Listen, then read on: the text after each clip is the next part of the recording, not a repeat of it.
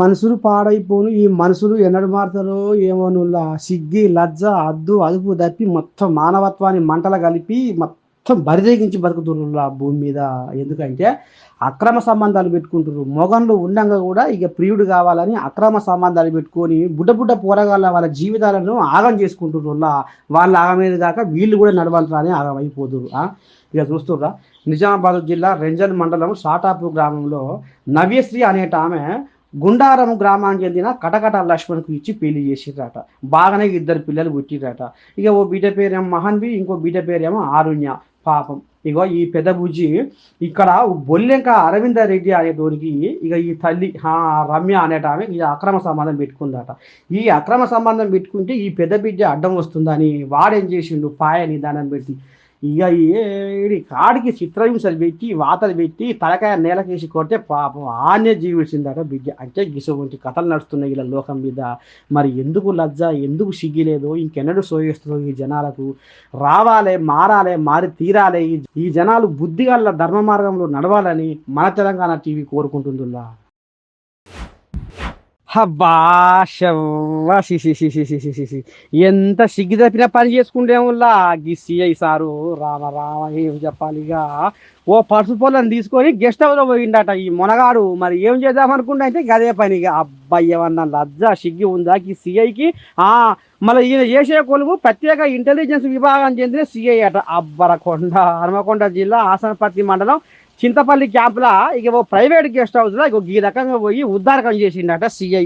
ఇక ఉన్న అదుల్లా లోకానికి బుద్ధి చెప్పే సిఐకి ఎవరని చేసిందంటే ఇక మరి లోకం ఏమైపోవాలి అని ఒకటే గుసగుస నడుస్తుందట హన్మకొండ చుట్టుపక్కల ఊర్లలో. అబ్బా అబ్బా అబ్బా అబ్బా అబ్బా అబ్బా పోలీసులు నాలుగో సింహం అంటే నాలుగో సింహం ఎట్లా ఒప్పలిచ్చిందో చూడు నీ పాడువాడ.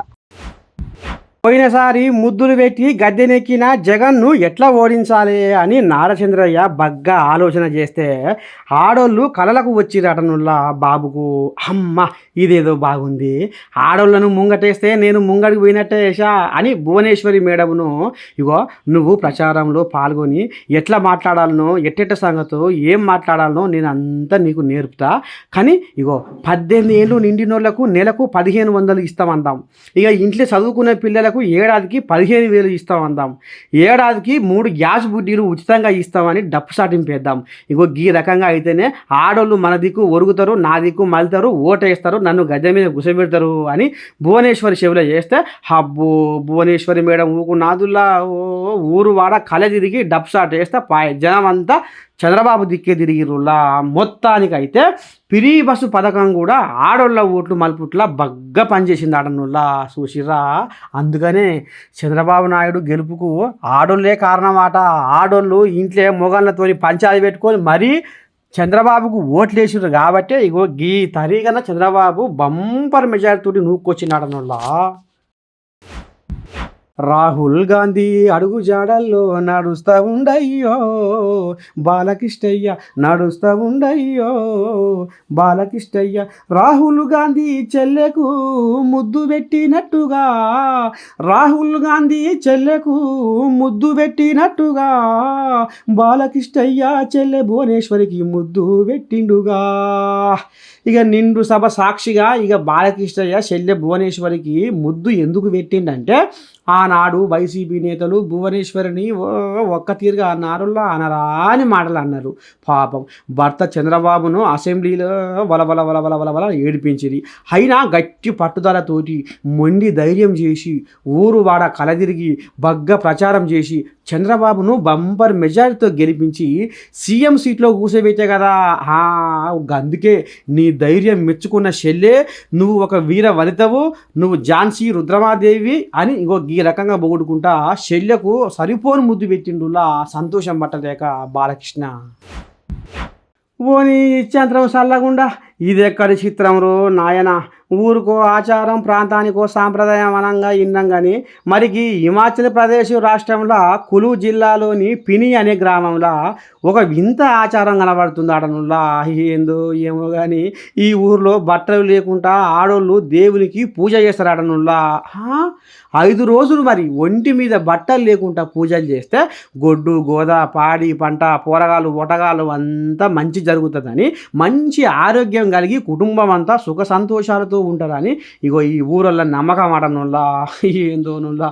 ఇక దాని మీద చున్నీ లేకపోతేనే ఓ గద్ద చున్నీ వేసుకోవేందే అని అమ్మ అవ్వ ఎత్తి పొడుస్తుంటారు మన దిక్కు. కానీ హిమాచల్ ప్రదేశ్ రాష్ట్రంలో గిట్ల ఉండుడేంది ఏం కథ, గిదేం ఆచారం గిదేం సాంప్రదాయం అని ముక్కున ఏలేసుకుంటున్నారట మన తెలుగు రాష్ట్రాల ప్రజలు. అబ్బా ఊరుకో గమ్మతుందులో.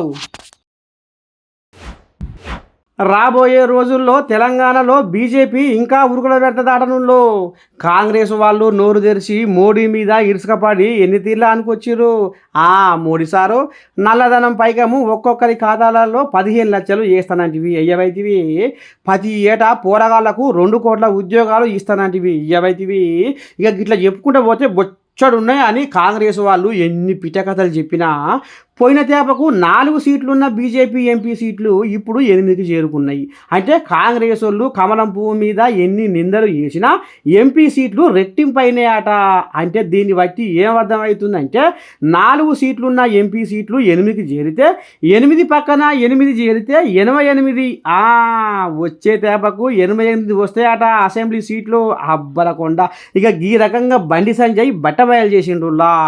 ఇక నిన్న నారచంద్రయ్య ప్రమాణ స్వీకారం గోలిగా విజయవాడకు పోయి ఇక పురంధేశ్వరి మీద గిట్లా అనగానే వాహమ్మ ఎన్టీఆర్ బిడ్డ ఒకటి పక్కన అవుతున్నాడు నువ్వులా. మా ఏపీలో కూడా గిట్లా కావాలన్నా అని.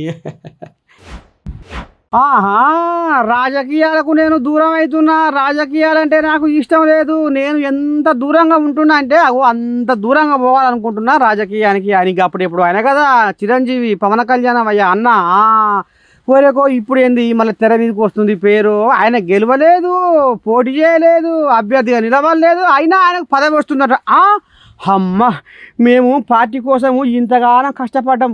కూటమిగా ఉన్నప్పటికీ మేము ఎట్ట చేయాలి ఏం చేయాలి ఎట్టుబడి మనం గెలిపించుకోవాలి మనం గెలవాలా అన్న ఆశతోటి ఇచ్చేసి ఎన్నో బాధలు పడితే ఇవాళ మాకు లేదు పదవి మంత్రి పదవి. మరి పోటీ చేయలేదు ఏం చేయలేదు ఏది లేదు ఎక్కలేదు. తమాషగా పక్కంగా కడంగా ఉన్న చిరంజీవికి ఇలా పదవి ఎట్లా ఇస్తారు అని ఇప్పుడు ఆంధ్రప్రదేశ్లో కొంతమంది నేతలు గగ్గోలు పెడుతున్నారనులా.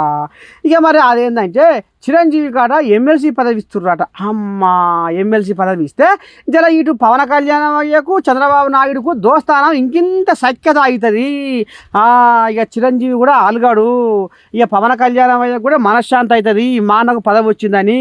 ఇక గిట్లా చేస్తే చిరంజీవికి ఎమ్మెల్సీ పదవి ఇస్తే హైదరాబాద్లో ఉన్న సినిమా ఇండస్ట్రీని ఏపీకి పట్టకపోతుందట.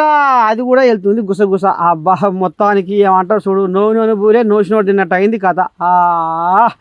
ఇంత అలుకు లేదు బెరుకు లేదు చెమట గారలేదు, ఇక అటు తిరగలేదు ఇటు తిరగలేదు. మొత్తానికి చిరంజీవి పదవి కొట్టబోతుండు. మరి కష్టపడలు ఏం కావాలి అని ఇదొకటి గుసగుస నడుస్తుందట ఏపీలో. మరి ఎట్లయిద్దో ఏం పోద్దో.